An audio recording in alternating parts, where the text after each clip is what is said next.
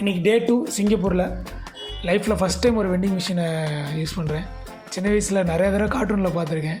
அந்த பட்டன் அழுத்தினோன்னா அந்த டின் வந்து கீழே உள்ளப்போ ஒரு சவுண்டு வந்து பாருங்கள், வேறு லெவல் அது. ஸோ இன்றைக்கி நாம் வந்து சிங்கப்பூர் வந்ததுக்கான முக்கியமான காரணம் யூனிவர்சல் ஸ்டுடியோ. ஸோ அதுக்காக தான் கிளம்பிட்டோம்.